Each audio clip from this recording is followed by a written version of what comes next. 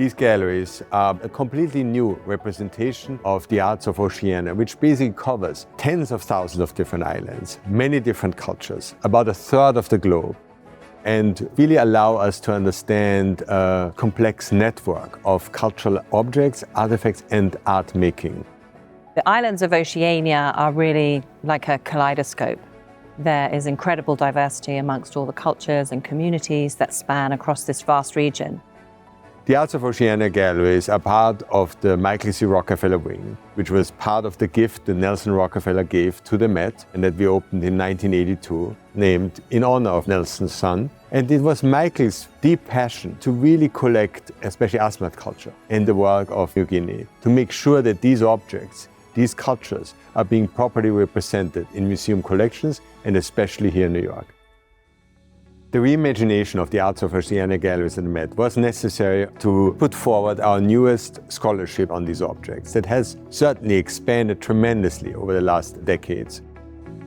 The galleries now present over 650 stellar works that seek to foreground Indigenous perspectives and allow people to have an intimate look really at the ways of being and thinking that islanders understand in and of the artworks.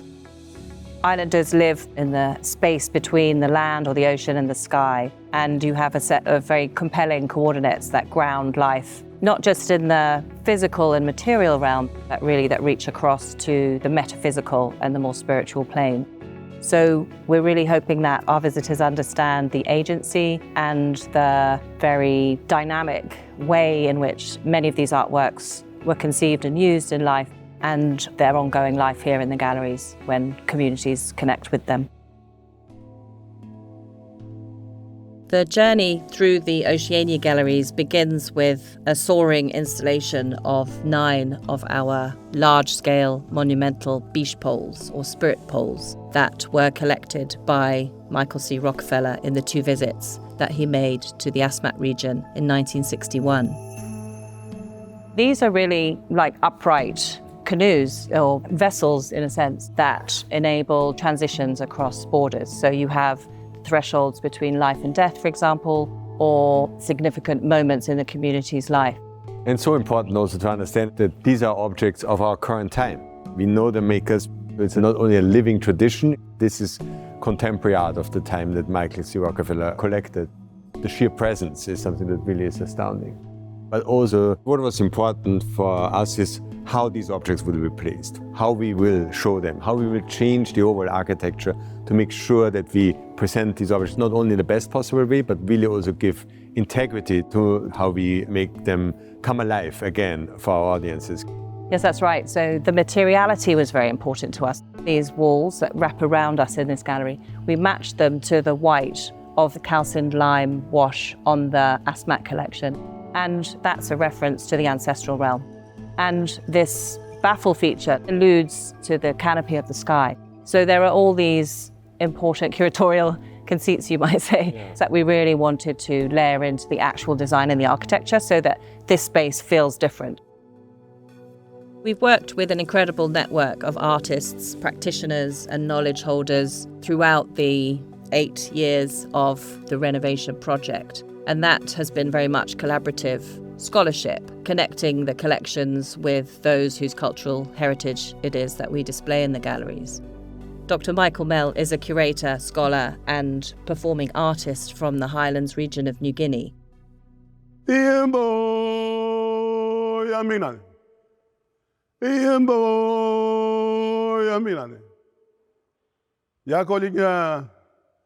Oja molmuga wena molmuga en molmuga en kwembigire ngola agirmug. Agirmug me pogon piajen molmuga na ogors. En molkan ol taptajmuga angejing. Thank you. Welcome, Michael. I wonder if you'd share with us some of the feelings and emotions as you walked through these galleries for the first time. When I'm taken aback. In the way that we live this life today, these people, the stories that are here, give you a sense of just wanting to say, hey, steady on, settle down, have a look and a listen. I think that's really what I'm experiencing as I come through this space. It gives me a sense of presence and being and a perspective on looking back in order to look forward. This is one of my favourite works in the collection, this Malu ceremonial board from Sawas community in Sepik River. What do you see, Michael, when you're encountering this work? This particular piece represents but one of a wide range of aspects of storytelling from the highlands. To have just one piece of a massive tree and then to intricately carve and chip away, so you can look at from one side or the other or this way. And then you look at the animals, the eyes, the people that have been depicted in such a way that you can make them out in both the gaps as well as the lines and the circles. Our people were very skillful, but also very scientific in the way that they told the stories, in the way they connected nature and ourselves. Quite a magical piece, this. It's just but one of a massive storytelling tradition and history and heritage. And just wonderful that such an exemplar should be at the Met. Dr. Arapata Hakiwai is Kaihotu Māori, or the Māori director of Te Papa Tongarewa, which is the National Museum of New Zealand in Wellington, Aotearoa, New Zealand. Hōrana koutou rau kei ngā mana nui, tēnā koutou. Ka haere nei ki I Aotearoa nei, I rongo I taro whanua mō koutou. Nō reira I tēnei rā, whatuake nei ki muia koutou. Kei ngā mana whakatikitiki, kei ngā mana nui. Kei ngā tīpuna, pei te ao Māori tunu nei, I whakātu nei I roto I tēnei whare tupuri Taonga, tēnā koutou. So mai haramai Arapata, it's a real pleasure to have you actually here with us in the galleries and standing in front of our Taonga Māori. Yeah, it's just fantastic to be here in your institution and creating the bridge for our people to come to the Met and the bridge to connect cultures. I think it's really timely to look in terms of the significance and power that museums can have with cultures around the world. It's really the opportunity for collaborative research. As a museum curator, that's really key. Absolutely. I think our museums can play a really great role in uplifting the very foundations of art, culture and identity. Just looking at these taonga, for example, the papahau and the wakahuia that we have here, both of these beautiful containers held prized treasures like the heitiki there would have been held in a papahau or wakahuia. They would have been suspended because these are highly valued by our people, and what better way than to protect them in a beautiful container. So when I see these treasures, I just see my people and our culture. I also see the ongoing creativity, those connections with the Pacific, but also the development and the use of new resources to create something beautiful. Here are our treasures, we are its people. We want our language to continue, but we also want our art forms and our taonga to live forever. A main theme in this gallery, where we display the arts from island Southeast Asia, is that of cosmopolitanism. So we're really showcasing the incredible global trade and exchange that was happening and the interactions amongst communities between the 16th and 18th centuries in particular. And one of the largest and most impressive artworks in the collection is this Palepai Maju, which is a ceremonial banner used for a nobleman as an extravagant display of his wealth and status. The noblemen of the Lampung region of southern Sumatra, where this ceremonial banner is from, accrued huge amounts of wealth through the pepper trade. There are many thousands of glass and ceramic imported beads that are encrusted into this textile, and we estimate that they weigh about 75 kilograms. So this is of virtually incalculable value for its time. So what we see here is a midnight blue sky that shifts into daylight on the right-hand side. You have two monumentally sized ships with these sinuous flames that are emanating from their sides, and they're converging on this sacred mountain. It's one of my favorites just because of the vividness of the design and the color, and you have just a very dynamic sense of activity and agency. It's really just fully charged. When we move into the lower ceiling height galleries, we have an opportunity to really engage with some close looking with some of the really phenomenal artworks from some of the coastal archipelagos in the region. And this focus on materiality is really important because many of the materials and indeed the iconography that's embedded into these artworks really speak to these large conceptual ideas that are really important across the region. So you start to see different kinds of creatures that inhabit the ocean and the land. So turtles, for example, have a significant status because of the fact that they dwell in this very liminal space between the land and the ocean. You can also start to see frigate birds. And frigate birds are really important across the Pacific. These are birds that cover the entire region. The forked tail and the forked wings of the frigate bird is something very identifiable in a whole host of artworks from this region. You see that iconography and that formal arrangement repeated in the turtle shell overlay of Tridacna clamshell breastplates from the Solomon Islands. You see the frigate bird in pairs inscribed into smaller shell pendants that are worn for ceremony.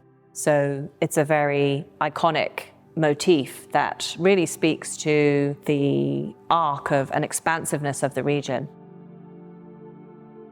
It was really important for me to be able to foreground the stories and ancestral narratives of women and senior female knowledge holders in the Pacific. This was an aspect of the collection that was a bit out of balance, and we're extraordinarily privileged to be displaying this pair of artworks from the senior Yolngu knowledge holder and artist, Miss Noŋgirrŋa Marawili, from the Arnhem Land region of Australia.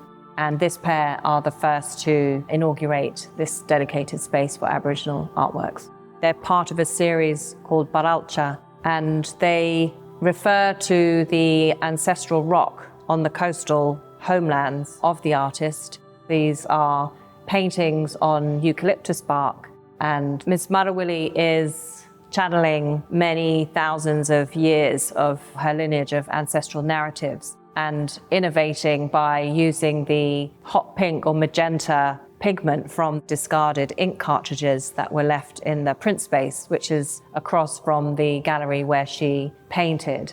And so what you're seeing is this very dynamic innovation from a millennia-long tradition of art practice that's been constantly updated.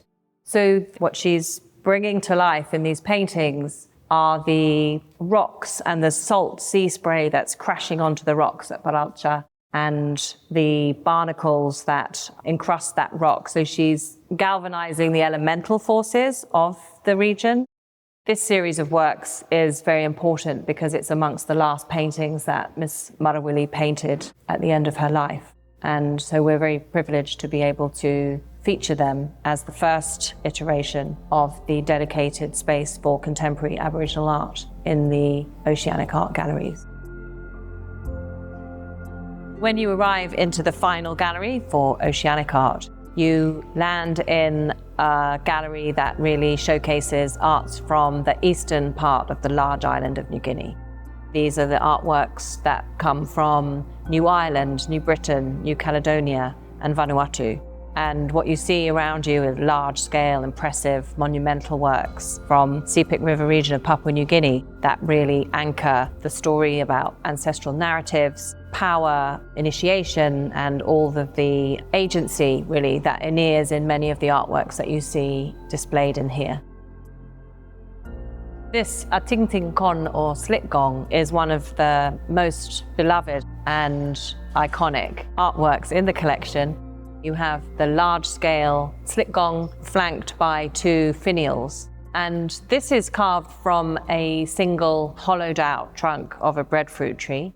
And you'll see the very distinctive face with the inset of grooved lines that indicate the hair of this ancestor figure, large eyes and flaring nostrils. And what descends down this shaft of the slit gong is the mouth, or the tute. And this is where, as the gong is beaten with paddle beaters by men in groups, the resonant sound that emanates from the chamber is understood to be the ancestor's voice in these kind of rhythmic, continuous and steady beats. So it's like a language, and it's also used for important ceremonial events in the village. What we're focusing on in this new presentation of the Galleries for Oceanic Art is the artist's name and the commissioning chiefs who are associated with individual artworks. These artists have remained anonymous in many cases. And so with this collection, we are able to elevate the names of artists and the chiefs associated with commissioning these works, which is a really important aspect for us.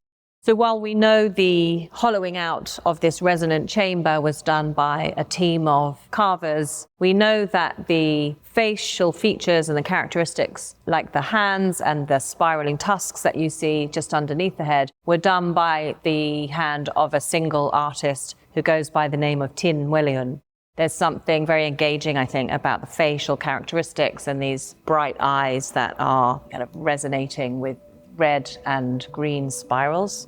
It's not just a carving, it's actually a musical instrument that continues to be used today in the region.